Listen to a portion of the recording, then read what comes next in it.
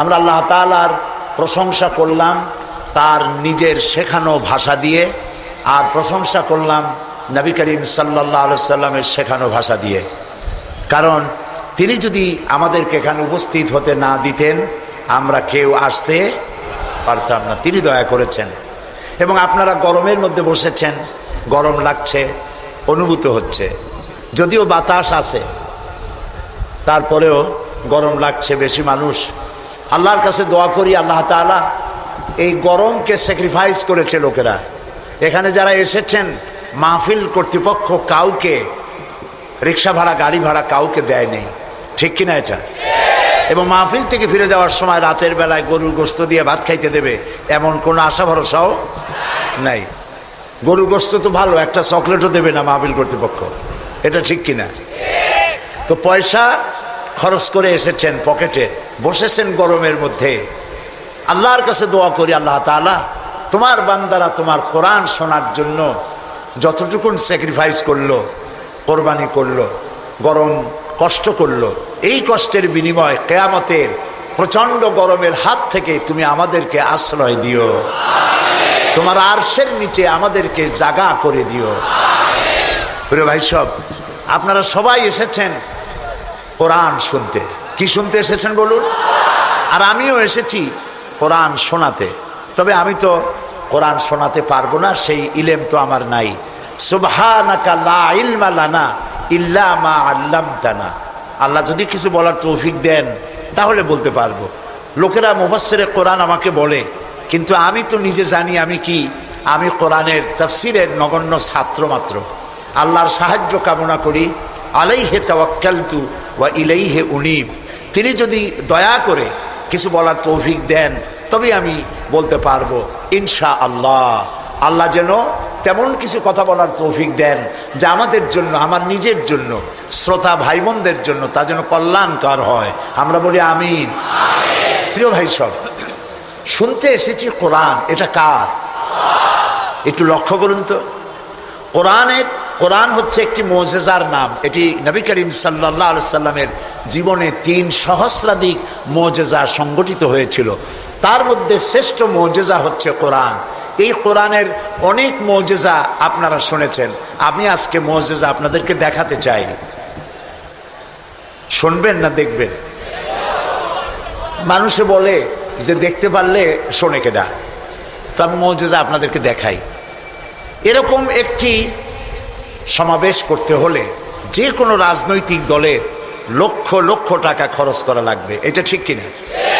কিন্তু এখানে ওই পরিমাণ টাকা খরচ হয়নি। খুব কম খরচে এই মানুষগুলি এখানে একত্রিত হয়েছে। মৌচাকের মতো মধুমক্ষিকীরা, এ কোরআন হচ্ছে মৌচাক, আর এর থেকে মধু আহরণ করতে এসেছে সব মৌমাছিরা।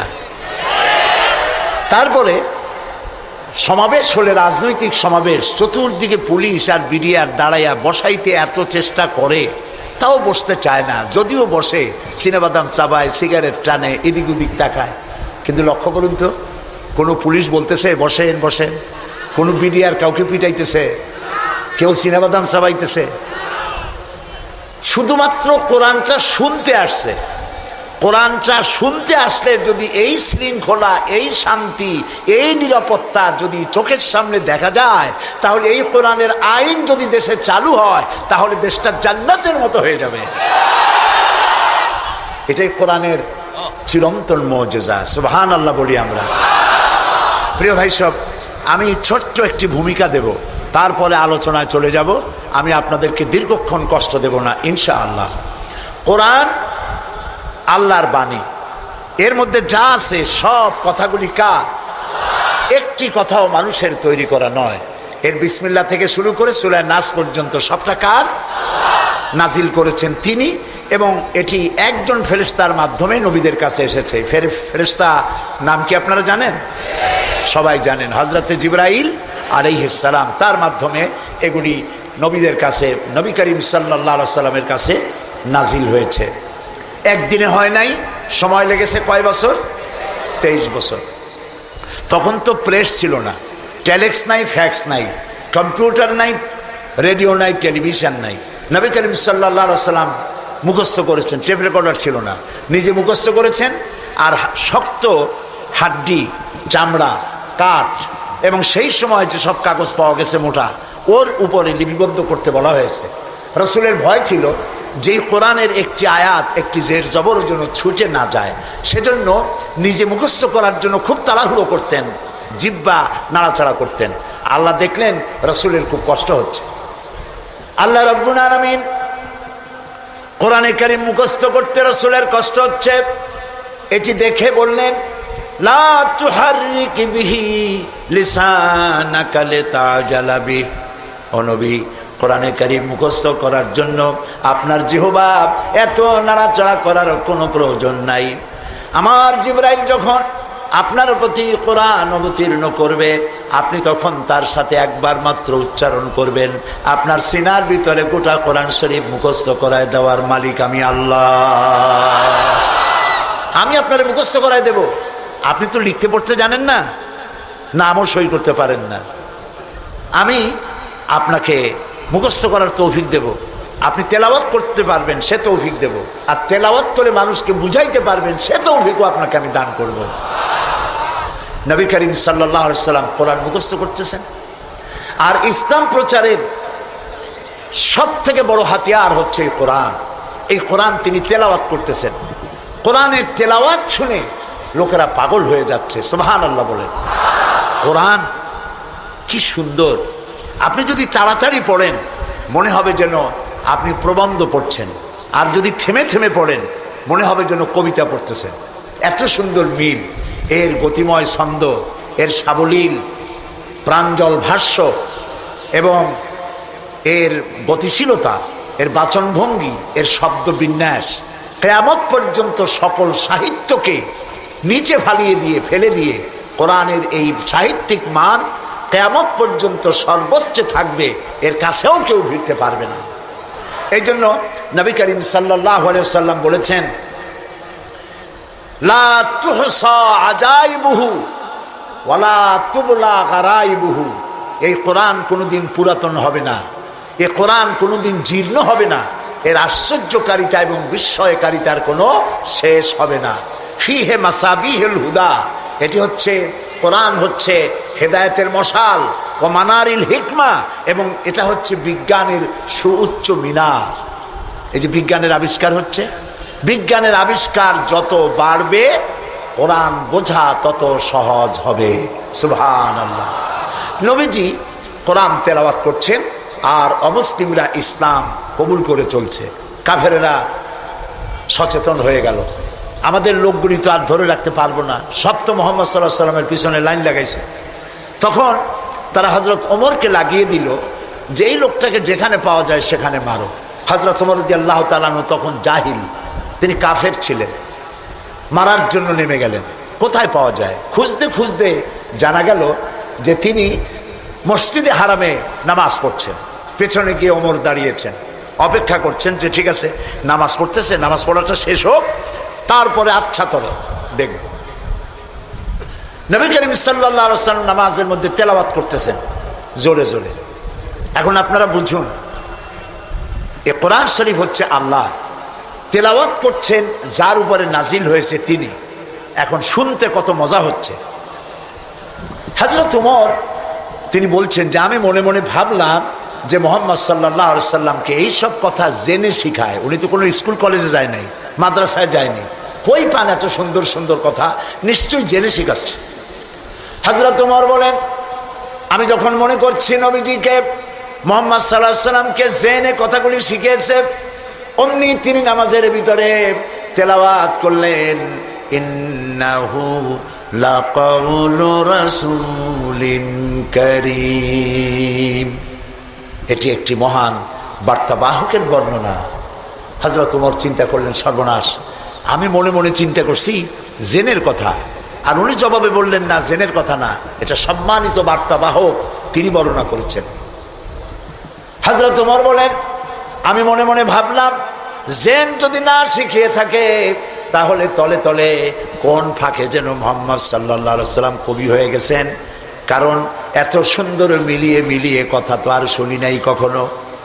হযরত ওমর বলেন আমি যখন ভাবলাম তিনি কবি হয়ে গেছেন, অমনি তিনি নামাজের ভিতরে আমার এ কথার প্রতিবাদ করলেন। তিনি পড়লেন ওয়ামা হুয়া বিকাউলি শাইরিন কালিলাম মা তুমিনুন। না না না, এটা কোনো কবির কথা নয়, তোমরা খুব কমই বিশ্বাস স্থাপন করো। হযরত ওমর বলছেন কি সাংঘাতিক কথা। চিন্তা করলাম জেনের কথা কয় না, জেনের কথা না, চিন্তা করলাম কবির কথা মনে মনে, আর উনি প্রকাশ্যে জবাব দিচ্ছেন যে কবির কথা না। তাহলে তো শুধু কবি, উনি কবি হন নাই, উনি গণকও হয়েছে, তা না হলে আমার মনের কথা বোঝে কেমনে?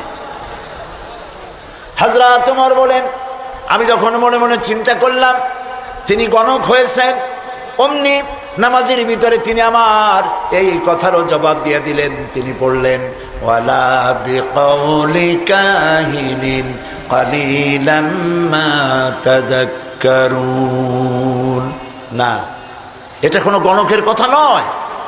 সুবহানাল্লাহ, তোমরা খুব কমই উপদেশ গ্রহণ করে থাকো। হযরত ওমর বলছেন এবার আমার পায়ের তলা থেকে যেন মাটি খসে যাচ্ছে। কি আশ্চর্য কথা, যা মনে চিন্তা করি তার জবাব আসে নামাজ থেকে। এটা জেনের কথা না, এটা কবির কথা না, এটা গণকের কথা না, তবে এটা কি? বিরাট এক জিজ্ঞাসাবোধক চিহ্ন আমার সামনে ঘুরপাক খাচ্ছে, তবে এটা কি? হযরত ওমর বলেন আমি যখনই চিন্তা করলাম তবে এটা কি, অমনি রাসূল নামাজের ভিতরে আমার সে কথার জবাব দিয়ে দিলেন। তিনি পড়লেন তানজিলুম মির রাব্বিল আলামিন। এটি হচ্ছে আল্লাহ রাব্বুল আলামিনের নাজিলকৃত কিতাব। হযরত ওমর বলছেন আমার মনে হচ্ছিল যেন ইসলাম তার সব শক্তি নিয়ে তার শেকড় শুদ্ধ আমার কলিজার মধ্যে গেড়ে বসতেছে। কোরআন এক বৈপ্লবিক পরিবর্তন এনেছিল তদানীন্তন সমাজের মধ্যে। যারা চোর ছিল, ডাকাত ছিল, রাসূলুল্লাহ মেসমেরিজম করেন নাই, জাতিকে হিপনোটাইজ করেননি। গোটা জাতি চোর, ডাকাত, জেনাকার, বদমাশ, সন্ত্রাসী, সুদখোর, গোটা জাতির মধ্যে একটি বিরাট পরিবর্তন এসে গেল। যারা ছিল চোর, যারা ছিল ডাকাত, তারা মানুষের সম্পদের পাহারাদার হয়ে গেল। সুবহানাল্লাহ বলবেন না? যারা নারীর সতীত্বের জম ছিল, তারা নারীর সতীত্বের সংরক্ষণকারী হয়ে গেল। যারা যারা সুদভিত্তিক অর্থনীতি দিয়ে গোটা সমাজের সম্পদকে কক্ষিগত করেছিল, তারা কোরআনের সংস্পর্শে এসে সারা জীবনের সঞ্চিত সব সম্পদ অবারিত উন্মুক্ত হস্তে গরিব জনসাধারণের জন্য দুহাতে বিলায় দিতে লাগলো। এই যে বিরাট পরিবর্তন আসলো, সেই পরিবর্তন আনার পেছনে কাজ করেছে যে কিতাবখানা, সেই কিতাবের নাম কোরআন। বলেন জোরে, কোরআন। এই কোরআন শরীফকে আল্লাহ তাআলা হেফাজত করার দায়িত্ব নিয়েছেন। বেদ বলেন, বাইবেল বলেন, সমস্ত ধর্মীয় পুস্তকগুলি উল্টাপাল্টা হয়ে গিয়েছে, কোনোটার অরিজিনালিটি নাই। আপনি চ্যালেঞ্জ করতে পারেন বুক ফুলাইয়া, বর্তমান বিশ্বে খ্রিস্টানদের কাছে যে বাইবেল আছে, লুক, জন, মার্ক, মথি, scripture, new testament, old testament বলতে যা কিছু বুঝায়, ওদের কাছে আল্লাহর কিতাব বলে তারা যে দাবি করে, চ্যালেঞ্জ হয়েছে বর্তমান যুগে খ্রিস্টানদের কাছে যে বাইবেল আছে এর মধ্যে একটি ওয়ার্ডও আল্লাহর নয়, সব তাদের বানানো। এই চ্যালেঞ্জের মোকাবেলা খ্রিস্টান জগৎ করতে পারে নাই। কিন্তু কোরআন শরীফ সম্পর্কে এই কথা কেউ বলতে পারবে না যে একটি অক্ষরও মানুষের তৈরি করা। সুবহানাল্লাহ। এটিকে হেফাজত করেছেন কে? আল্লাহ রাব্বুল আলামিন বলেন ইন্না নাহনু নাযালনা যিকরা ওয়া ইন্না লাহু লাহাফিজুন। কোরআন নাজিল করেছি আমি, আর সংরক্ষণের দায়িত্ব আমি আল্লাহ আমার নিজ হাতে গ্রহণ করেছি। সুবহানাল্লাহ। কোরআন হেফাজতের ব্যবস্থা দেখুন, আল্লাহ তাআলা কোরআন হেফাজত করেছেন। সিন্ধুকের ভিতরে করেন নাই, তাহলে পোকামাকড়ে খাইতে পারতো, নষ্ট করে ফেলতে পারতো। ব্যাংকের লকারে রাখেন নাই, লোহার সিন্ধুকে রাখলে এটা ড্যাম হতে পারত, এটা ফাঙ্গাস পড়তে পারত, এটা নষ্ট হয়ে যেতে পারত। আল্লাহ তাআলা হেফাজতের এমন ব্যবস্থা করলেন যা পৃথিবীর কোনো জাতির ধর্মীয় গ্রন্থকে হেফাজতের এই ব্যবস্থা নাই। সেটা কি? সেটা হলো আলমারিতে নয়, সিন্ধুকে নয়, ব্যাংকের লকারে নয়, মানুষের মেমোরির ভিতরে, কলিজার মধ্যে, ব্রেনের মধ্যে আল্লাহ পাক কোরআনকে হেফাজত করে দিয়েছেন। এমন জায়গায় রেখেছেন যেখান থেকে ফাঙ্গাস পড়ার, অথবা পোকামাকড় ঢুকে, তেলাপোকা, উই পোকা, সার পোকা ঢুকে নষ্ট করবে, এমন কোনো সম্ভাবনা নাই। চুরি হবে, ডাকাতি হবে, পরিবর্তন হবে, এমন কোনো সুযোগ নাই। কোরআন মানুষকে মুখস্থ করা আল্লাহ সহজ করেছেন, সুবহানাল্লাহ। সূরা কামার, সূরা কামারের মধ্যে আল্লাহ রাব্বুল আলামিন 4 বার বলেছেন ওয়ালাকাদ ইয়াসসারনাল কুরআনা লিযিকর ফাহাল মিন মুদ্দাকির। অবশ্যই কোরআন মুখস্থ করার জন্য আর বোঝার জন্য আমি আল্লাহ মানুষের কাছে সহজ করে দিয়েছি, সুবহানাল্লাহ।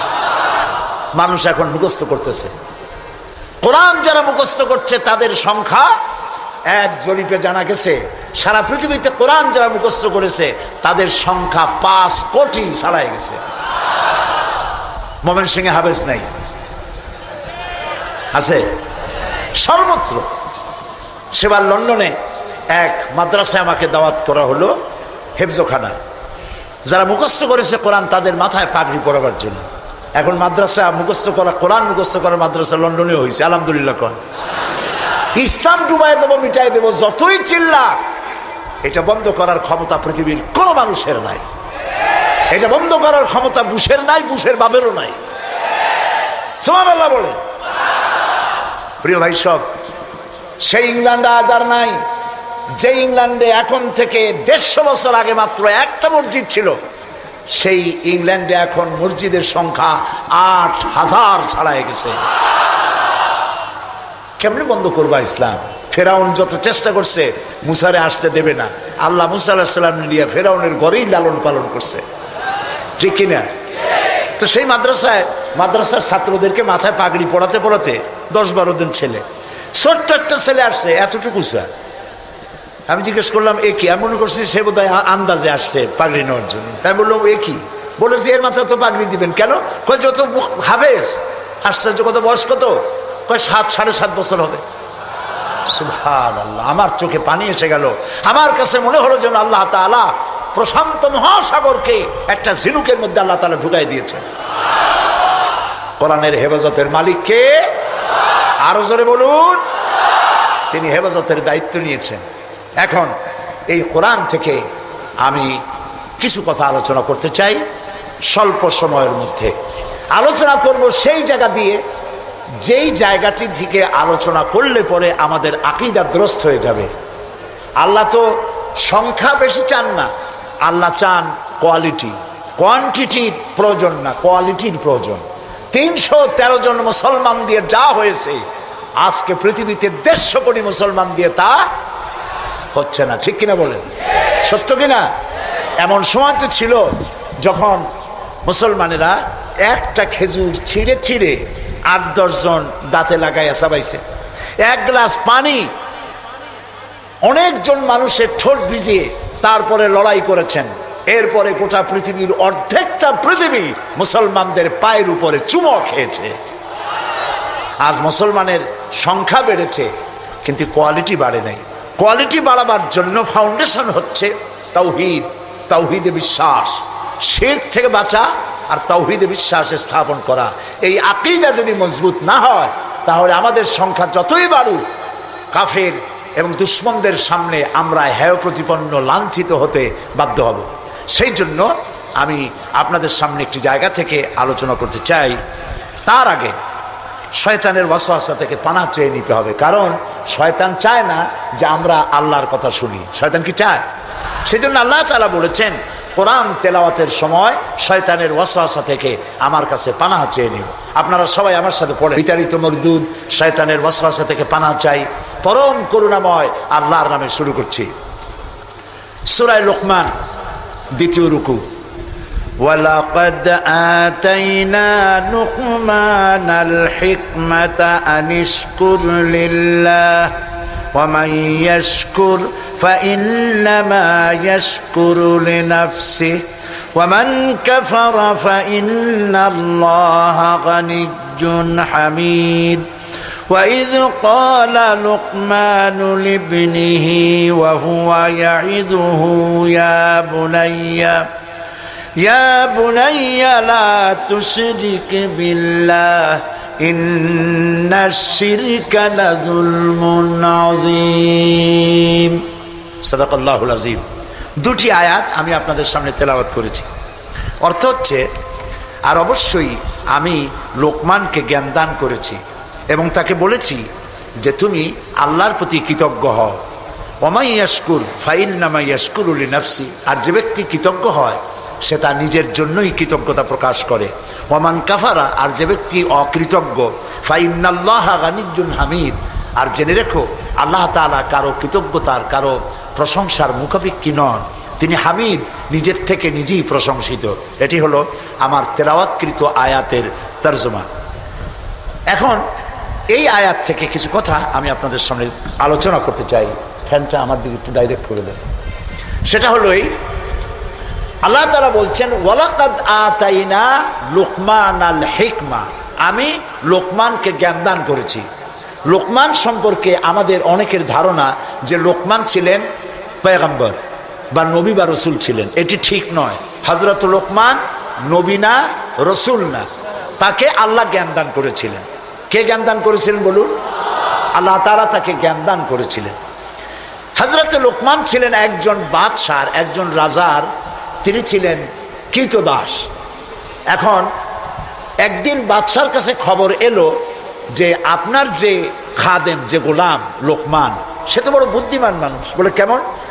যেখানেই যায় উট ভেড়া ছাগল ইত্যাদি তো পালে, তো যখন যেখানে যায় উট ভেড়াগুলো ছেড়ে দিয়ে তারপরে এক জায়গায় বসে, আর সব রাখালরা তার চারদিকে এসে বসে যায়, আর উনি জ্ঞানপূর্ণ কথা বলে।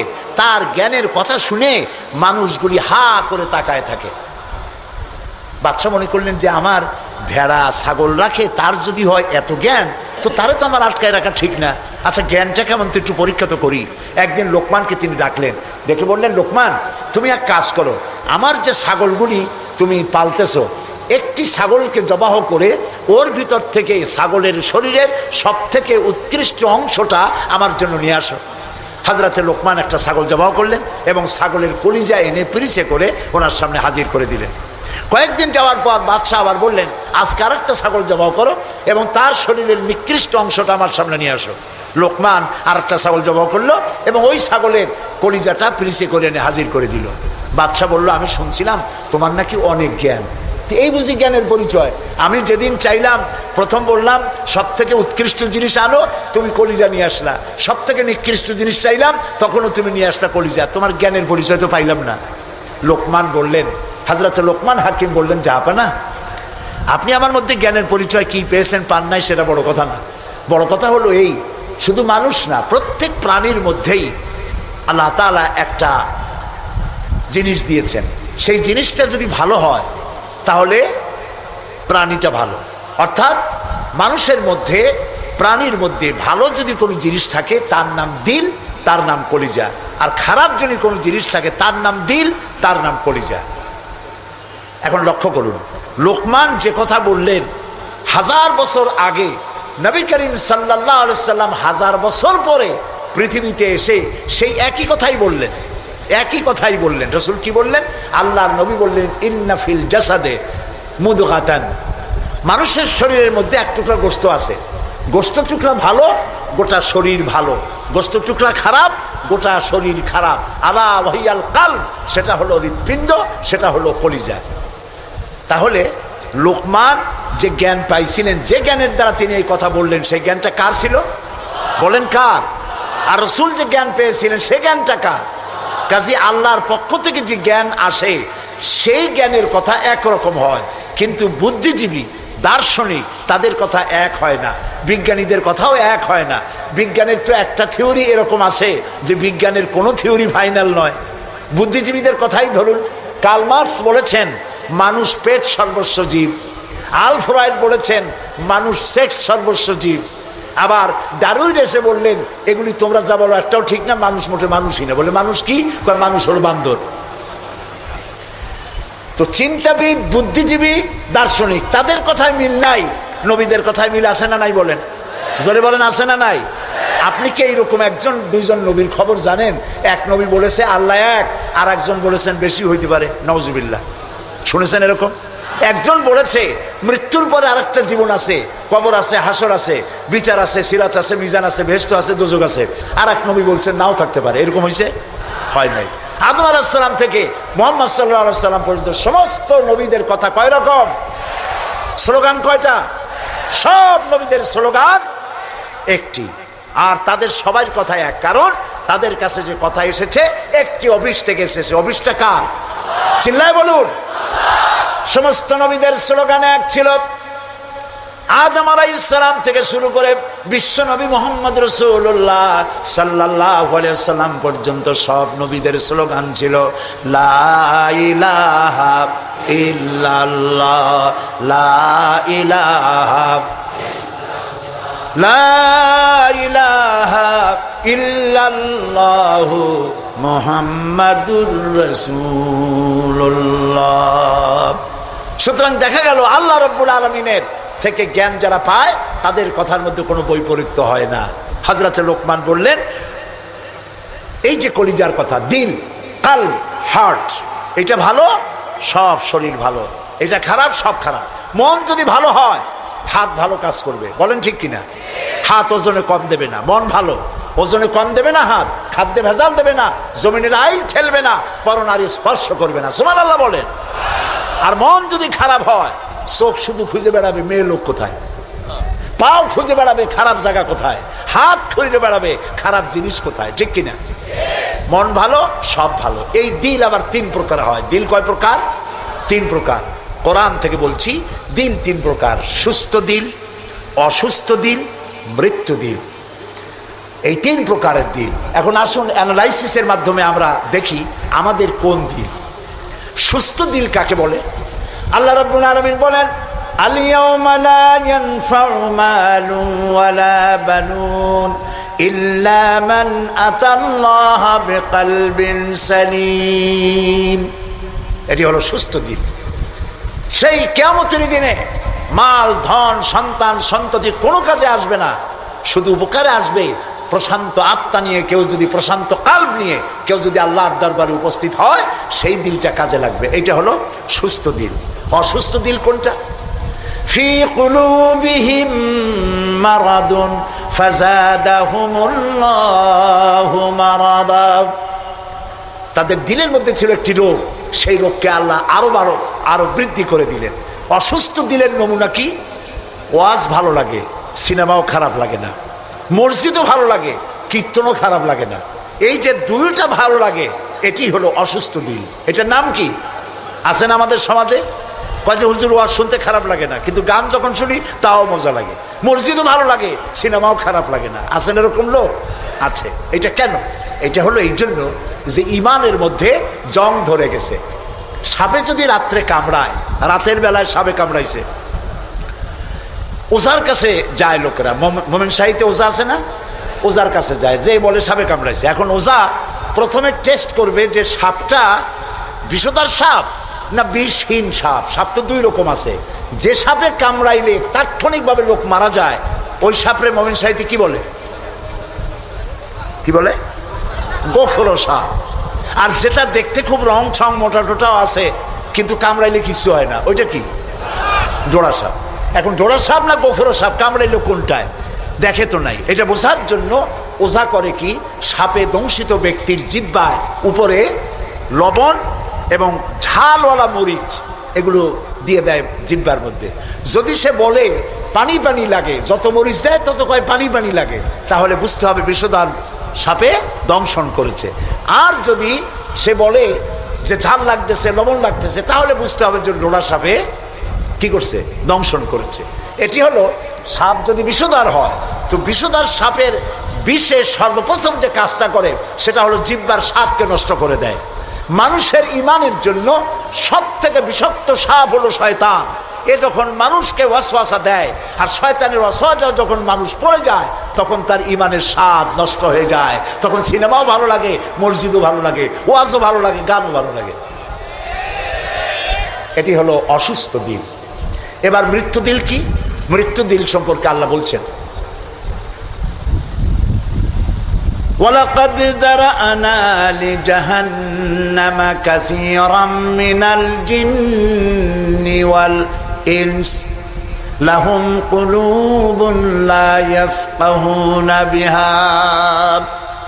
মানুষ আর জিনদের মধ্যে আল্লাহ তাআলা বলেন আমি এক শ্রেণীর রেডিমেড জাহান্নামী তৈরি হয়েই আছে মানুষ এবং জিনের মধ্যে। ওরা কারা? লক্ষ্য করুন, মৃত্যু দিল কাদের। লাহুম কুলুবুন লা ইয়াফকাহুনা বিহা, যাদেরকে আমি হৃৎপিণ্ড দিয়েছি, বিবেক দিয়েছি, সব বোঝে, আমারে বোঝে না। আছেন এরকম কিছু বুদ্ধিজীবী? বলেন আছে না? কবি আছে না এমন কিছু? সাহিত্যিক আছে না এমন কিছু? নারীর সৌন্দর্য, নারীর রূপের সৌন্দর্যের ব্যাপারে কবিতা লিখতে লিখতে কলমের কালি শেষ হয়ে যায়, কিন্তু এই সৌন্দর্য কে দিলেন তার চিনতেই পারল না। ফুলের ব্যাপারে গান লেখে, কবিতা লেখে, ফুলের রং, ফুলের গন্ধ। প্রজাপতি, প্রজাপতি কে এত সুন্দর করে, কোন শিল্পী তোমার ডানায় এত সুন্দর রং দিল, তার গান তৈরি করে, কিন্তু প্রজাপতির রং কে দিল আরে খুঁজে পায় না। তারপরে বলে কি? বলে যে সব বুঝেছি, শান্তিনিকেতন গিয়া পড়ে শুনিয়া, সাহিত্যের উপরে ডক্টরেট ডিগ্রি নিয়া কয় সব বুঝেছি। বলে বাবা কি বুঝেছো? কয় দেয়ার ইজ নো গড।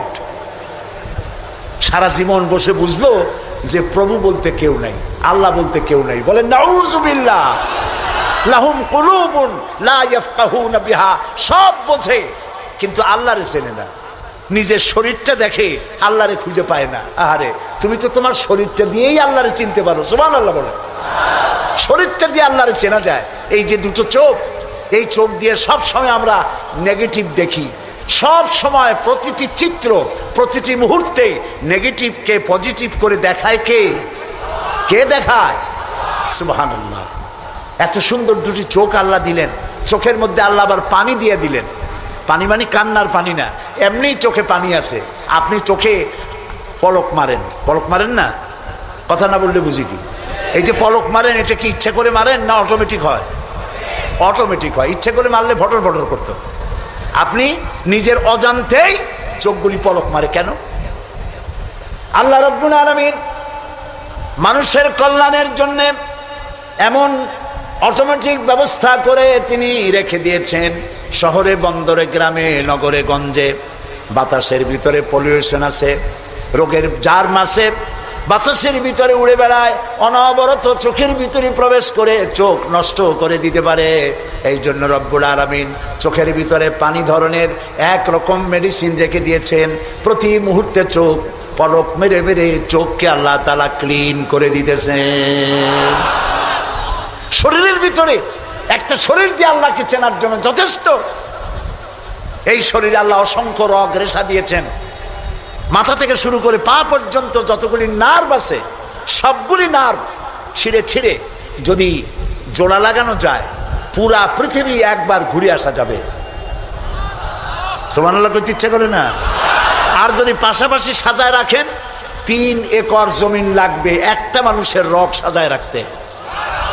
এই রগগুলি দিয়ে আপনি আমি যা খাই, এটাকে বলা হয় কার্বোহাইড্রেট। চাউল, চাউল জাতীয় খাদ্য, আটা, আটা জাতীয় খাদ্য, চিনি, চিনি জাতীয় খাদ্য, আর ডাল, ডাল জাতীয় খাদ্য। এই 4 প্রকারের খাদ্য হলো কার্বোহাইড্রেট। এগুলি মানুষে খাইলে পরে শরীরের ভিতরে এর থেকে রক্ত হয়, এর থেকে পেশাব পায়খানা হয়ে বর্জ্য বেরিয়ে যায়। আর যেটা রক্ত হয়, সেই রক্তটাকে গোটা শরীরে প্রবাহিত করে শরীরটাকে আল্লাহ উষ্ণ রাখেন। সেজন্য এত রগ রেশা দিয়েছেন। এখন এই রক্তগুলিকে মাথা থেকে শুরু করে পা পর্যন্ত পৌঁছে দেওয়ার জন্য আল্লাহ একটা জেনারেটর রেখে দিয়েছেন বুকের মধ্যে। কন্ত বুদ্ধি করে জেনারেটর নামটা কি? মাশাআল্লাহ, বুঝে ফেলেছেন। জেনারেটরের নাম হার্ট।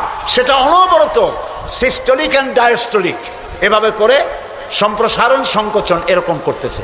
চিকিৎসা বিজ্ঞানীরা বলেছেন মানুষকে মাথা থেকে শুরু করে কাটাকাটি করে সব বুঝেছি, কিন্তু হার্ট এরকম এরকম করে কেন, এর উৎস আজ পর্যন্ত পৃথিবী খুঁজে পায় না। এটি এভাবে করে করে রক্ত ছড়িয়ে দিচ্ছে। এখন দেখেন আল্লাহর খোঁজার ব্যবস্থা। মানুষ খাইয়া খাইয়া তারপরে হার্টের মধ্যে চর্বি গিয়ে জমে। হার্টের মধ্যে যে করোনারি আর্টারি, করোনারি আর্টারির মধ্যে গিয়ে চর্বি জমতে লাগলো। হঠাৎ করে রক্ত প্রবাহ যখন বন্ধ হতে থাকে, আর চলতে পারে না, তখন অ্যানজাইনা হয়, হার্টে বেদনা শুরু হয়। এই বেদনা শুরু হলে তাড়াতাড়ি ডাক্তার এনজিওগ্রাম করে তারপর দেখে কতটা নষ্ট হয়েছে। ওইটাকে যদি প্রয়োজন হয় রগ বদলাবার, তখন তাকে বাইপাস করা হয়। বাইপাস করে নতুন রগ লাগাতে হবে। এখন বলেন এই নতুন রগ কোথায়? গরুর রগ লাগাইলে হবে? বলেন, ছাগলের রগ? এখন আল্লাহ রব্বুল আলামিনকে চেনা সহজ। ওই রব্বুল আলামিন এমন সুন্দর ব্যবস্থা রেখেছেন, কারো যদি বাইপাস ওপেন হার্ট সার্জারি করার যদি প্রয়োজন হয়, রগের যদি 2-4টা রগ যদি লাগে, আল্লাহ রাব্বুল আলামিন মানুষের হাতের মধ্যে, পায়ের মধ্যে স্পায়ার পার্টস কতগুলি রগ রেখে দিয়েছেন। ডাক্তারেরা পা থেকে, হাত থেকে সেই রগগুলি নিয়ে হার্টের ভিতরে ওই রগ লাগিয়ে দিয়ে নতুনভাবে আবার রক্ত সঞ্চালনের ব্যবস্থা করে দেয়। যালিকুমুল্লাহু রাব্বুকুম, এই হচ্ছে তোমাদের রব। সুবহানাল্লাহ বলেন। ইনি আল্লাহ যিনি এই ব্যবস্থা করেছেন। কিডনি লাগে একটা মানুষের জন্য কয়টা? না, 2টা লাগে না, কিডনি লাগে একটা, কিন্তু আল্লাহ তাআলা দিয়েছেন কয়টা? 2টা। একটা যদি অকেজো হয়ে যায় তো আরেকটা দিয়ে যেন কাজ হয়। লক্ষ্য করুন, আপনার মেমোরি, আপনার মগজ, আপনার ব্রেন, যে ব্রেনটা, যে মগজটা মাথার মধ্যে আছে, এই মগজের মধ্যে রয়েছে অসংখ্য সেল, কোষ, CELL, অসংখ্য কোষ। মেমোরি কোষ, বুদ্ধির কোষ, শোকের কোষ, সুখের কোষ, অনুভূতির কোষ, মানে আপনার জন্য, এরপরে ডাটা ইনফরমেশন রক্ষা করার জন্য কোষ। অনেকগুলি সেল আছে। মেমোরি সেল যেটা আছে মগজের মধ্যে, সারা পৃথিবীর সকল ডাটা, সকল ইনফরমেশন, সকল তথ্য যদি আপনার মেমোরিতে আপনি ঢুকান, এই মেমোরি সেলে এত জায়গা, পৃথিবীর সব ডাটা ঢুকাবার পরেও 100 ভাগের 1 ভাগ জায়গা ভরবে না। দেখুন অবস্থা। আপনি বসে আছেন চেয়ারে, অফিসে কাজ করছেন, হঠাৎ করে অনুভব করলেন কে যেন জামা গেঞ্জি ফুটো করে আপনার পিঠের মধ্যে নিডেল ঢুকাই দিছে। কে দিল? কে দিল? ও, তাও তো বুঝে ফেলেছেন, মশা। জামা কাপড় সুদ্ধা নিডেল ঢুকাই দিছে। আপনি কিন্তু টের পাইছেন না? টের পান নাই? টের পাইছেন কিনা? এই টের পাওয়ার জন্য আল্লাহ রাব্বুল আলামিন চামড়ার মধ্যে অসংখ্য কোটি কোটি লোমকূপ সৃষ্টি করেছেন। লোমকূপ দিয়ে ঢুকলো, আপনি টের পেয়ে গেছেন। টের পাওয়ার সাথে সাথে এই খবরটা চলে গেছে বুদ্ধির কাছে। বুদ্ধির একটা সেল আছে না ব্রেনে, আপনার ওই যে মগজের মধ্যে, ওইখানে চলে গেছে খবর যে পিঠের মধ্যে একজন ইনজেকশন করতে গেছে। বুদ্ধির সেল সাথে সাথে হাতের উপরে ফ্যাক্স পাঠায় দিয়ে ফ্যাক্স ঠাট করে মেরে দিয়েছে পিঠের উপরে, মশার গোষ্ঠী সাফ হয়ে গেছে। সময় লাগে নাই 1 সেকেন্ডও, সাথে সাথে অ্যাকশন, ডাইরেক্ট অ্যাকশন। সুবহানাল্লাহ। কপালে যদি থাকে আল্লাহরে চিনতে কষ্ট হয় না, আর কপালে না থাকলে শান্তিনিকেতন থেকে PhD ডিগ্রি করে কাফের হয়ে যায়, মুরতাদ হয়ে যায়, কপাল পুড়ে যায়। এই জন্য অল্পের মধ্যে বুঝতে সহজ, যদি ঈমান থাকে কিসমতে। প্রিয় ভাই সব, আল্লাহ রাব্বুল আলামিন বলছেন লাহুম কুলুবুন লা ইয়াফকাহুনা বিহা, তাদেরকে হৃদয় দিয়েছি, তাদেরকে বিবেক দিয়েছি, সব বুঝলো, আমারে বুঝলো না। তাদের আমি কান দিছি, সব শুনলো, কিন্তু আমার কথা, হকের দাওয়াত শুনলো না। চোখ দিলাম, সব দেখলো, কিন্তু সবকিছু দেখে আমারে খুঁজে পাইলো না। এদের অবস্থাটা কি? আল্লাহ রাব্বুল আলামিন বলেন উলাইকা কাল্লানাম, এরা চতুষ্পদ জানোয়ারের মতো। আল্লাহ বলেন না, তাতেও হয় না, বালহুম আদাল, এরা জানোয়ারের চাইতেও নিকৃষ্ট। বলেন নাউজুবিল্লাহ। জানোয়ারের চাইতেও নিকৃষ্ট। আমি চিন্তা করলাম যে আল্লাহ তাআলা জানোয়ার বলছিলেন, তা তো একটা ঠিক ছিল। জানোয়ার বলেছেন, জানোয়ার কে বললেন? পশু কে বললেন? আল্লাহ তাআলা বলেছেন। এখন চিন্তা করলাম আল্লাহ পশু বললেন, ঠিক আছে, কিন্তু পশুর চাইতেও খারাপ এই কথাটা বললেন কেন? বুঝে আসতেছিল না। আল্লাহ তাআলা বলেন, কোরআন যদি কেউ বুঝতে চায় তো বুঝার জন্য আমি তার দিল খুলে দেবো। সুবহানাল্লাহ। ওয়া মান ইয়াত্তাকিল্লাহা ইয়াজআল লাহু মাখরাজা, আল্লাহকে ভয় করে কেউ পথ চলতে চাইলে আল্লাহ পথ তৈরি করে দেন। আমি চিন্তা করে দেখলাম সত্যিই তো জানোয়ারের চাইতেও তো মানুষগুলা খারাপ। ওই সব মানুষ যারা আল্লাহরে চিনল না। কিরকম দেখেন, আপনারা অনেকে বাড়িতে কুকুর পোষেন। কুকুর পোষে না মানুষ? কুকুর সাংঘাতিক বুদ্ধিমান প্রাণী এবং প্রভু ভক্ত। লন্ডনে তো বহুত কুকুর আছে যারা স্কটল্যান্ড ইয়ার্ড বাহিনীতে চাকরি করে, ভালো ভালো চাকরি করে। ইন্সপেক্টরও আছে, হ্যাঁ, কর্নেল আছে, মেজর আছে, ইন্সপেক্টর আছে। অবশ্য কুত্তায় জানে যে সে মেজর বা কর্নেল। এবং এরা দারুণ হুকুম পালন করে। চোরের ছবিটা দেখায় দেবে আর তার ব্যবহৃত কাপড়টা শুকায় দেবে, বাস শেষ কাপ। যেখানে পাবে সেখানে ধরবে। $1 কোটি বা পাউন্ডও যদি দেয় কুত্তায় ছাড়বে না। সাংঘাতিক অফিসারেরা, কথা বুঝতে পেরেছেন? তো অনেকে কুত্তা পোষে, এখন কুত্তা পুষেছে। মাহফিল আসছে একটা লোক, রাত 2:30, 2টা বা 11টার সময় বাড়ি ফিরেছে। কুত্তা টের পাইছে, অন্ধকার রাত, কে যেন আসতেছে। কুত্তা তার ভাষায় বলেছে হল্ট। এখন বাড়িওয়ালা বলছে এই ডব্লু, আদর করে নাম রাখছে কুত্তার ডব্লু। একটা ধমক দিল, কুত্তায় গলার আওয়াজ শুনে বুঝে ফেলেছে। কিন্তু কুত্তায় গলার আওয়াজ বোঝে না। কুত্তা তো ভালো গরুতেও বুঝে। আপনি আপনার গরুরে ডাক দেন অন্ধকারে, গরু আপনার ডাকে সাড়া দেবে, কাছে আসবে। আসে না এরকম? অন্ধকারে গিয়ে গরুর ডাক দিলে বাড়িওয়ালার ডাকে গরু সাড়া দিয়ে আসে না? বিল দিয়ে আসে না? কুত্তায় থেমে গেল, বুঝতে পারলো এ তো আমার মালিক, আমি তো ভুল করছি। যখন মালিক কাছে আসলো, কুত্তায় লেজ লড়াইয়া গাছ সাথে মিশে মিশে লেজ লড়াইতে লাগলো। তার ভাষায় সে বলতে লাগলো আই এম এক্সট্রিমলি সরি। ও গ্রিন সিগন্যাল, লেজ নাড়াইয়া গ্রিন সিগন্যাল দিয়ে দিল, হুজুর আপনি যাইতে পারেন, স্যার আপনার জন্য দরজা খোলা। কিন্তু এইখানে যদি চোর হইতো আর ডাকাইত হইতো আর যত বলতো ডবলু থাম, তাহলে সে কি থামতো? গর্দানে কামড়াইতো, না হয় ঠ্যাঙ্গে কামড়াইয়া ঠ্যাং ঠং ভেঙে দিত, ঠিক কিনা? তাহলে বোঝা গেল কুত্তায় মালিকও চেনে, শত্রুও চেনে। আল্লাহ কয় উলাইকা কাল আনাম, এগুলো জানোয়ারের চাইতে খারাপ, বালহুম আদাল, এই জন্য খারাপ। কুত্তায় তো মালিক চিনলো, দুশ্মনও চিনলো, বন্ধুও চিনলো। এই মানুষগুলি আল্লাহকে চিনল না, প্রভুকে মালিককে চিনল না, তাকে অস্বীকার করলো। কুত্তার চাইতে নিকৃষ্ট। প্রিয় ভাই সব, মানুষের এই 3 প্রকারের দিল, সুস্থ দিল, অসুস্থ দিল, আরেকটি হলো কি দিল? মৃত্যু দিল। সকল প্রকার দিলের একটা চিকিৎসা আল্লাহ কোরআনে করে দিয়েছেন। সুবহানাল্লাহ। আল্লাহ রাব্বুল আলামিন বলেন সব হৃদয় জনিত, কলব জনিত রোগের চিকিৎসা হলো আলা বিযিকিরিল্লাহি তাতমাইন্নুল কুলুব। একমাত্র আমার স্মরণ, আমার জিকির, আমার স্মরণ মানুষের অন্তরাত্মাকে ঠান্ডা করে দিতে পারে, কলিজা ঠান্ডা করে দিতে পারে। আমার স্মরণে, আমার জিকিরে, আমার পথ অনুসরণে। প্রিয় ভাই সব, হযরত লোকমান তিনি বলছেন, আল্লাহ তাআলা বলছেন আমি তাকে কি দিয়েছিলাম? জ্ঞান দান করেছিলাম। সেই জ্ঞানের ভিত্তিতে জ্ঞান দিয়েছিলাম এই জন্য যেন তিনি আমার শুকর আদায় করে। হযরত লোকমান আল্লাহর দেওয়া জ্ঞান দিয়ে শুকর আদায় করলেন এইভাবে যে তিনি আল্লাহর গুণগান, আল্লাহর তাওহীদের প্রচার শুরু করে দিলেন। সুবহানাল্লাহ।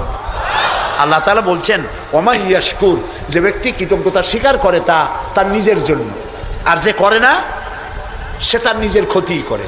এই যে আমরা মাগরিবের নামাজ পড়লাম, এই নামাজ পড়ছি কার জন্য? বলেন সবাই। উপকার হবে কার? উপকার হবে আমার। এই যে মাঝে মধ্যে আপনারা আলহামদুলিল্লাহ বলেন, সুবহানাল্লাহ বলেন, এতে উপকার কি আল্লাহ না আমার? বলেন সবাই। আমার।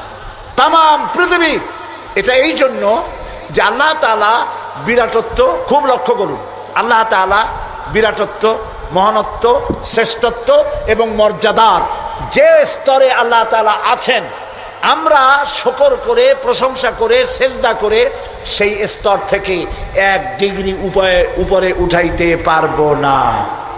এবং যেখানে তার মর্যাদা আছে, সারা পৃথিবীর সব মানুষ যদি আল্লাহকে অস্বীকার করে, ওই স্তর থেকে 1 ডিগ্রি নিচে নামানো যাবে না, অসম্ভব। এই জন্য কৃতজ্ঞতা যে প্রকাশ করে সে আল্লাহর জন্যই করে। আমরা যদি আল্লাহর জিকির আজগার না করি, আল্লাহর ক্ষমতা শেষ নাকি? বলেন। আল্লাহ রাব্বুল আলামিন বলেন ইউসাব্বিহু লিল্লাহি মা ফিস সামাওয়াতি ওয়া মা ফিল আরদ। আকাশে যা কিছু আছে, জমিনে যা কিছু আছে, এর মাঝখানে যা কিছু আছে, সব আমার জিকির করছে, আমার তাসবিহ করছে। আপনারা বসন্তকালে গাছের ডালে শোনেন কোকিল পাখি কুহু কুহু করে ডাকতেছে।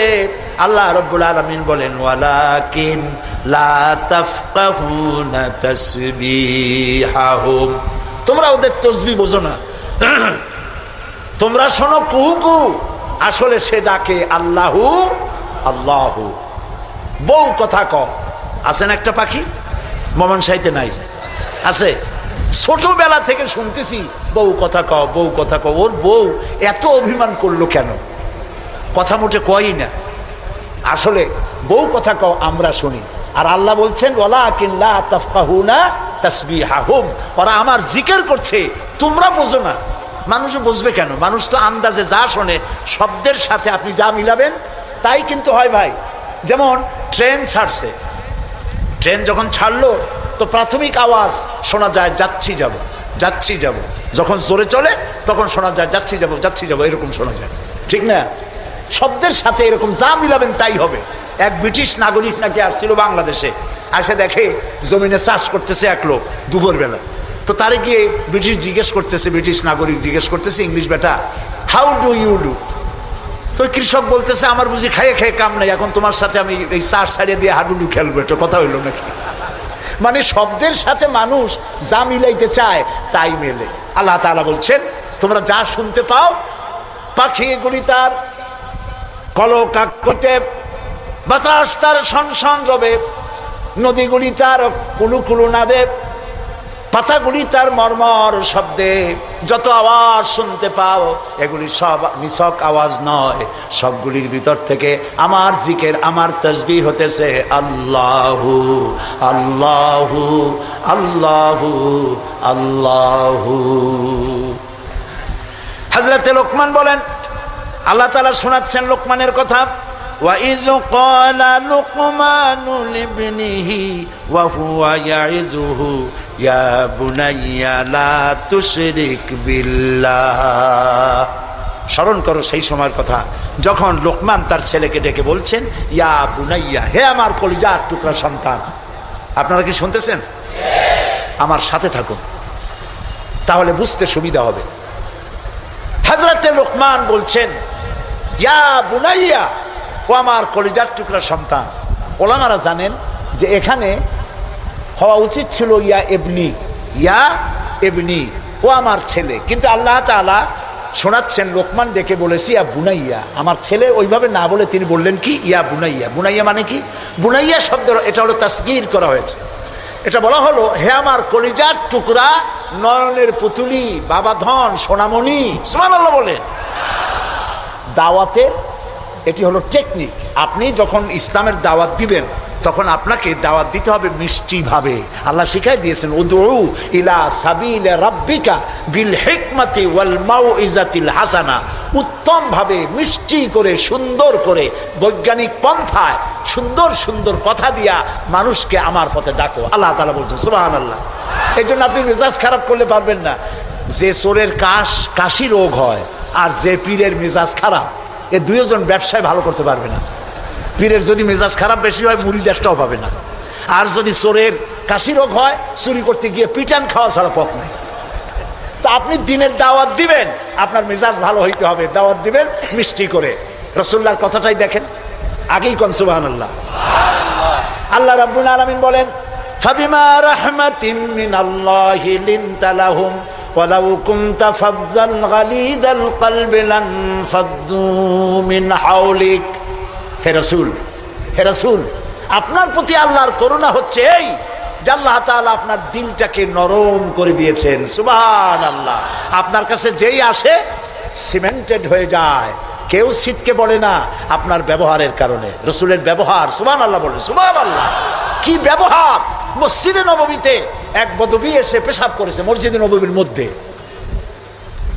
আচ্ছা কন্ত এই মোমেন শাহীতে মসজিদের মধ্যে না, মসজিদের বাইরে দাঁড়াইয়া দেওয়ালের উপরে যদি কেউ পেশাব করে আপনি কি করবেন?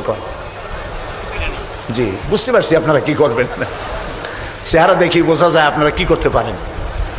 মসজিদের ভেতরে পেশাব করতেছে রাসূলের সামনে, সাহাবায়ে কেরামদের চোখ মোটা হয়ে গেছে, ভাবখানা এই রাসূল পারমিশন দেন ওরে জম্মের মতো পেশাব করাই দেই। রাসূলুল্লাহ বললেন না না, বাধা দিও না, তাহলে সে অসুস্থ হয়ে যেতে পারে, তার সবটা আনলোড হতে দাও। সবটা শেষ হইল, রাসূলুল্লাহ তাকে কাছে ডাকলেন, ডেকে বললেন তুমি যে কামটা করলা তুমি কি জানো এটা কি? কয় না তা জানি না। তিনি বললেন এটা হলো মসজিদ, আমরা এখানে আল্লাহর সেজদা দেই। তোমার যখন এই কাজের দরকার হবে তখন বাইরে গিয়ে করবা। তোমাদের উপাসনালয় আছে না? কয় যে আছে। তো সেইখানে যদি এই কাম কেউ করে তাহলে তোমার কেমন লাগবে? এই কাজটা কখনো করবা না। লোকটি বলল, আমি তো শুনেছিলাম আপনি বাদশা, তা আমি এখন বুঝলাম আপনি বাদশা না। বাদশা হইলে যে কাম আমি করছি এতে তো আমার কল্লা এতক্ষণ গড়াগড়ি যাইতো। আপনি তো বাদশা না, আপনি অবশ্যই অবশ্যই আল্লাহর নবী, কোনো সন্দেহ নাই আমার মনের মধ্যে। এই ছিল রসুলের ব্যবহার। রসুল্লাহ সাহাবীদের দিকে তাকায় বললেন, ইন্নামা বুইসতুম মুয়াসসিরিন, ও সাহাবীরা, আল্লাহ তোমাদেরকে পাঠাইছেন মানুষের কাছে দিনকে সহজ করার জন্য, কঠিন করার জন্য নয়।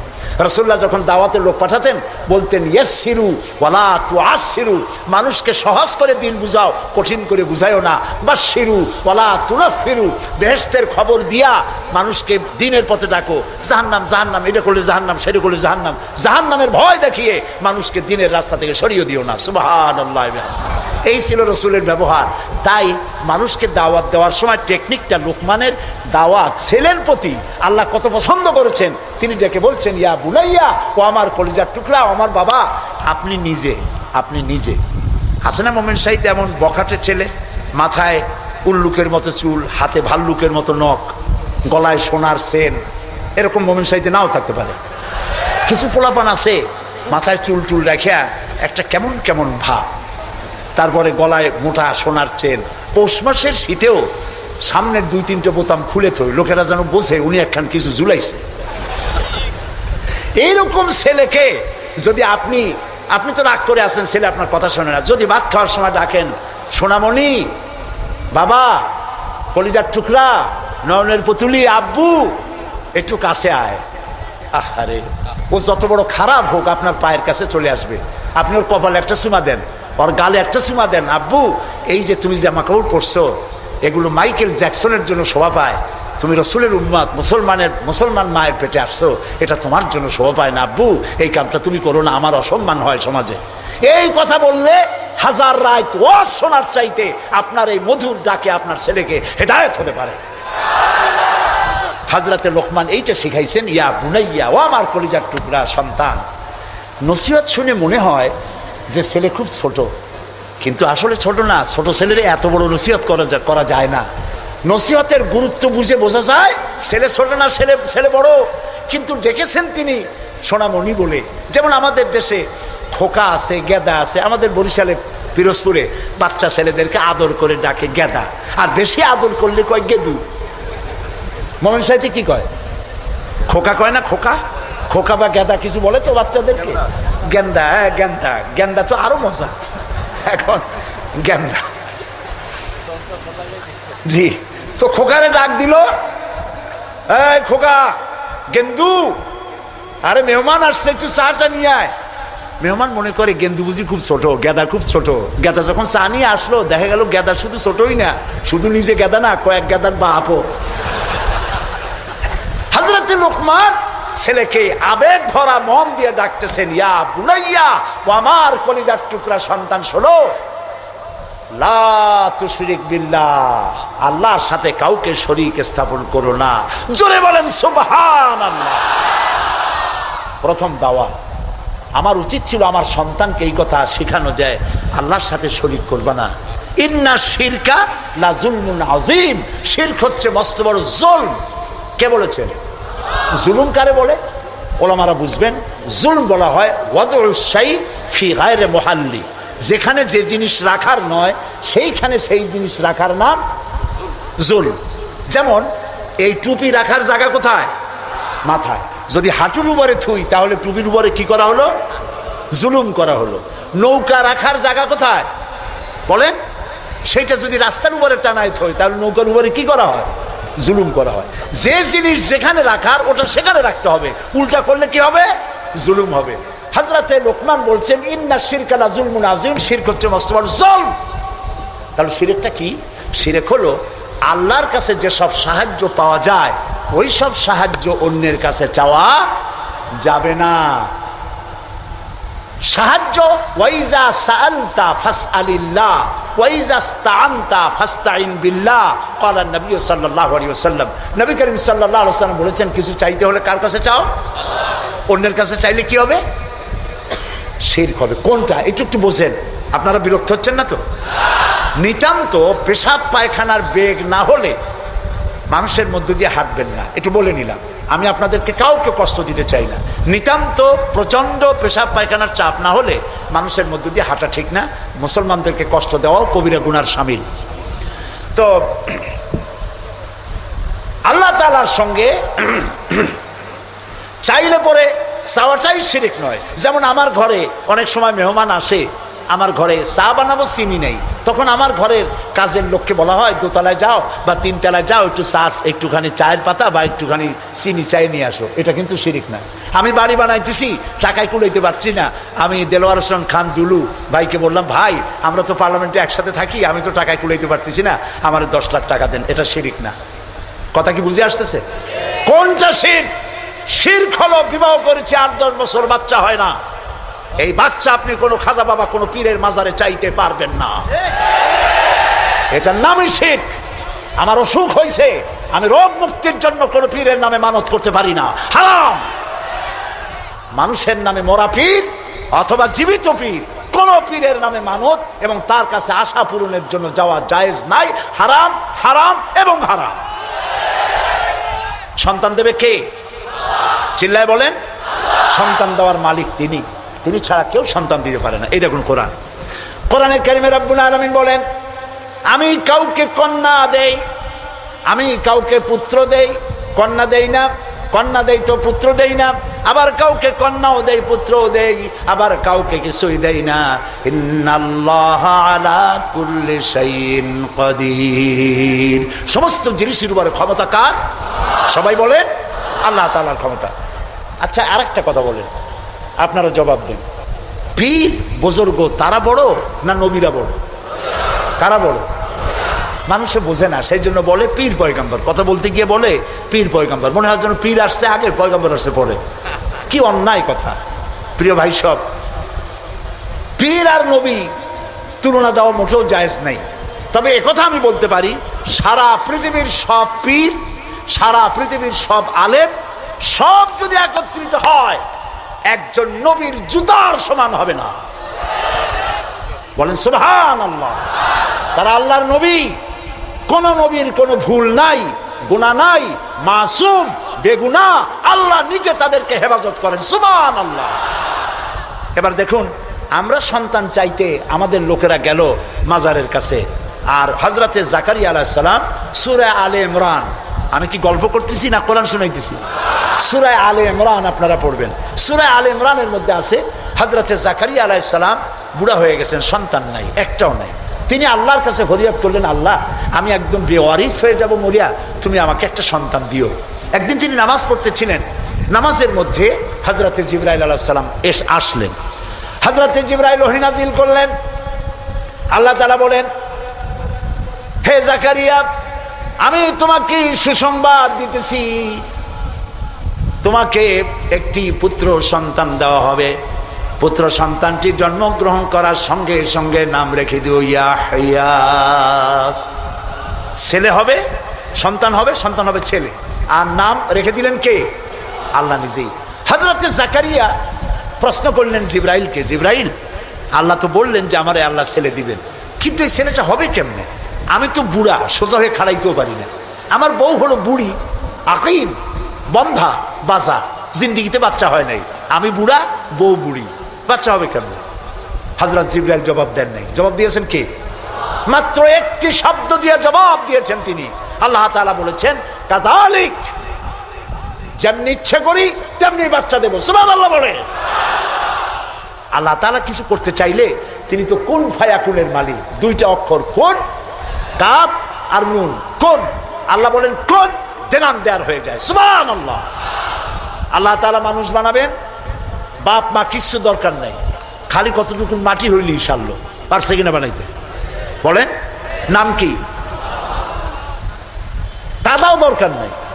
আল্লাহ মানুষ বানাবেন, বাপ মা, বাপের দরকার নাই, খালি একটা মেয়ে লোক দরকার। পারছে না বানাইতে? কে তিনি? ঈসা আলাইহিস সালাম। ফাআলুল লিমা ইউরিদ, যা খুশি তাই তিনি করতে পারেন। এই আল্লাহরে থুইয়া তোমরা যাও কই? ফাইনা তাযহাবুন, কোথায় যাও? মুসলমানেরা বোঝে না। প্রিয় ভাই সব, আফসোস করে বলি, লোকেরা মাজারে যায়, মাজারে যাইয়া যা করে এই মুসলমানরা, মুসলমানই থাকে না। আমার নিজের চোখে দেখা চট্টগ্রামে বাইজিদ বোস্তামির মাজার তারা বলে, কিন্তু ইতিহাস বলে না যে ওখানে ওনার কবর আছে। উনি ওখানে আসছিলেন একবার, এটা ইতিহাসে পাওয়া যায়। তো একটা পুকুর আছে, আমি একবার গেলাম, এত লোক যায় কি দেখি গিয়া, দেখি একটা পুকুর, সেই পুকুরের মধ্যে বিরাট বিরাট কচ্ছপ, বোধ হয় ওর 4টা কচ্ছপ এই মঞ্চে ধরবে না, এত বড় বড় কচ্ছপ, গায়ে সেদলা পড়ে গেছে। মুসলমান, মাথায় টুপি, মুখে দাড়ি, গরুর কলিজা খাসির কলিজা নিয়ে গেছে, কাঁচা কাঁচা কচ্ছমরে খাওয়ায়, আর কচ্ছমের পায়ে হাত দিয়ে চুমা খায়। নাউযু বিল্লাহি মিন যালিক। বুজুর্গ কচ্ছম, মুসলমানে কদমুজি করে কচ্ছমের। আমি দেখে চিন্তা করলাম, ক্ষুধার্ত তৃষ্ণার্ত এতিম গরিব মানুষের যদি এই দৃশ্য দেখে, তাহলে সে হয়তো আফসোস করে বলবে, আল্লাহ, মানুষ না হইয়া কোনো পীরের দরবারের কচ্ছম হইলে তাও মাঝে মধ্যে একটু কলিজা খেতে পারতাম, এখন তো ভাতও পাই না। নাউযুবিল্লাহ। একটা গাছ দেখলাম দূরের থেকে, অনেক ফল। আমি চিন্তা করলাম, গাছে এত ফল হয়, কি গাছ? কাছে গিয়ে দেখি কি ফল, ইট আর পাথর ঝুলানো, দড়ি দিয়া ইট পাথর ঝুলানো। আমি জিজ্ঞেস করলাম, ভাই এগুলো কি? এগুলো মেয়ে লোকেরা ঝুলাই গেছে। কেন? কয়েছে যেসব মেয়ে লোকের বাচ্চা হয় না, ওরা এখানে মানত করে, ইট ঝুলাবো, পাথর ঝুলাবো। তো এর সিগনিফিকেন্স কি, দর্শনটা কি? কয়েছে দর্শন হলো এই, মেয়ে লোকদের ধারণা যে এইভাবে ঝুলাই থুয়ে গেলে এ যেমন ভার হয় ডালের মধ্যে, ওই রকম পেটের মধ্যে ভার হইতে হইতে একদিন বাচ্চা হয়ে যাবে। কি আশ্চর্য কথা! আহারে মুসলমান, প্রিয় ভাই, সব মাজারে লোকেরা যায় আর সেখানে চাদর দেয়, আগরবাতি দেয়, মোমবাতি দেয়। আপনারা দেন না, এরকম মমিন সাইতে নাই? আছে এরকম মাজার? আচ্ছা, দেওয়ার সময় আপনারা কি এই চিন্তা করেন যে এই যে টাকাটা দিলাম, এই টাকা দিয়ে পীর সাহেব কি বেঁচে আছেন? উনি কি এগুলি খেতে পারবেন? কমলা, বেদানা, আঙ্গুর কিনে খেতে পারবেন? অথবা তার বউ বাচ্চা কেউ বেঁচে আসে খেতে পারবেন? দেন কেন? এই দেওয়ার ফলে এই টাকাগুলি দিয়ে কি হয়? ওইখানে বসে আছে কিছু লোক যারা মাথায় শালু কাপড় বাঁধা, আছে না? শালু কাপড় বাঁধা, লোহার শিকল পরা, দাড়িতে জট, মাথায় জট, গায়ে সালার চট, মোষ আর দাড়ি দিয়া ঢাকা। আমি অনেক সময় তাকায় দেখছি, হাসে না কান্দে বোঝার কোন উপায় নেই। নাউযুবিল্লাহি মিন যালিক।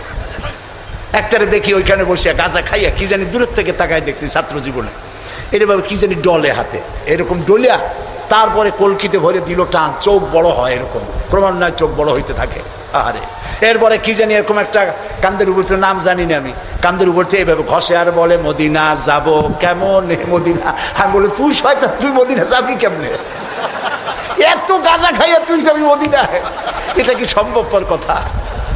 প্রিয় ভাই, সব কবরে যদি আগরবাতি, মোমবাতি আর চাদর দেওয়া জায়েজ হতো, জান্নাতুল বাকিতে 10,000 সাহাবীদের মাজার আছে। সুবহানাল্লাহ।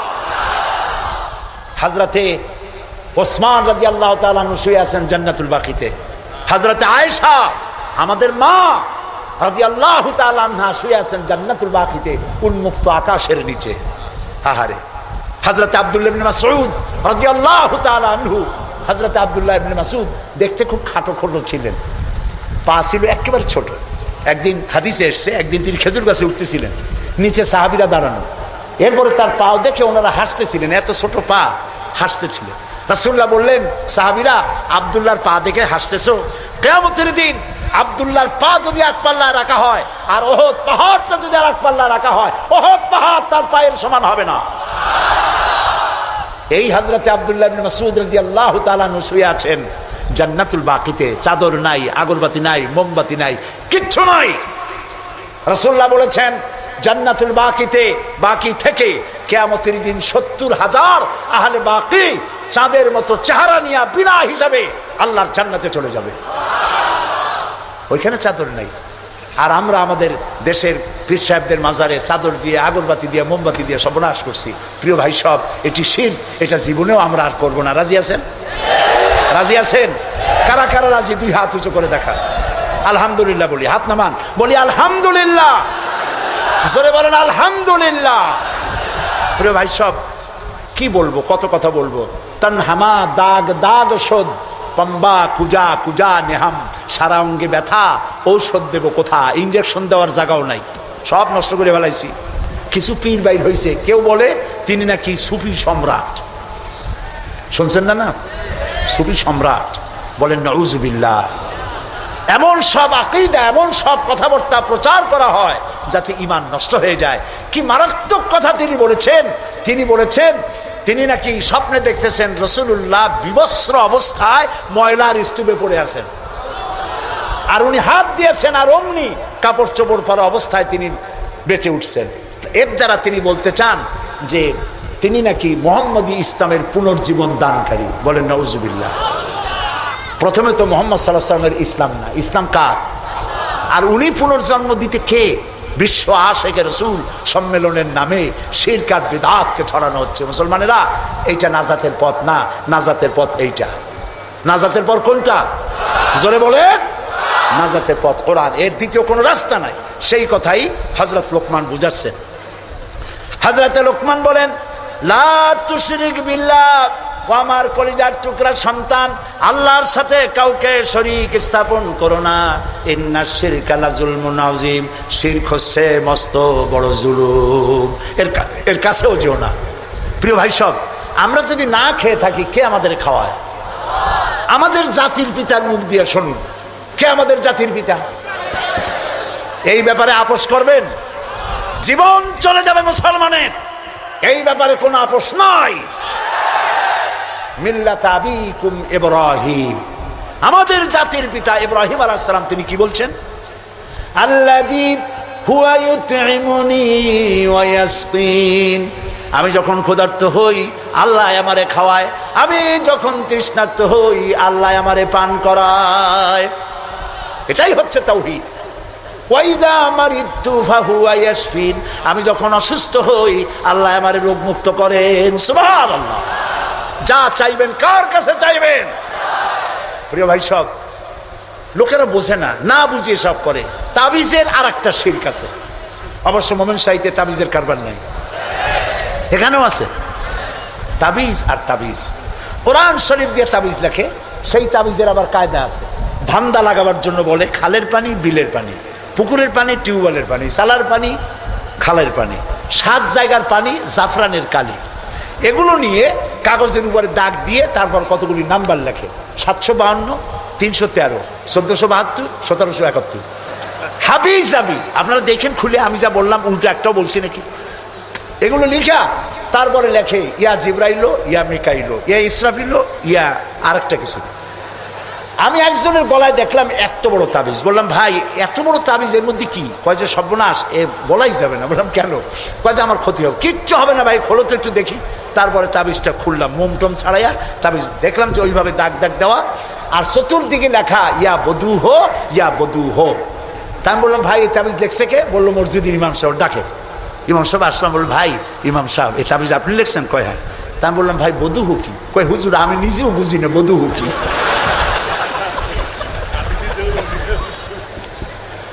এখানে ওলামায়ে কেরাম আছেন, তারা হয়তো জানতে পারেন, আমি আমার বিদ্যা যতটুকু না, আমি বধূ চিনি নাই কি জিনিস। এই সব তাবিজ লিখে লিখে গলায় ঝুলানো হচ্ছে। পিসাবদের কাছে যায়, লাল সুতো কালো সুতো নিয়ে যায়, পিসাবরা পরে ফুদায় গিরে দেয়, ফুদায় গিরে দেয়। এই সুতা গলায় বান্ধা, তারপরে এই সব তাবিজ ঝুলানো। হাদিস শরীফে এসেছে শিরক। শিরক রাসূল এটা করেন নাই। একজন সাহাবী তাবিজের ব্যবসা করেন নাই। ঝাড়ফুঁক করেছেন, ঝাড়ফুঁক করা জায়েজ আছে, রাসূলুল্লাহ করেছেন, সাহাবায়ে কেরাম করেছেন।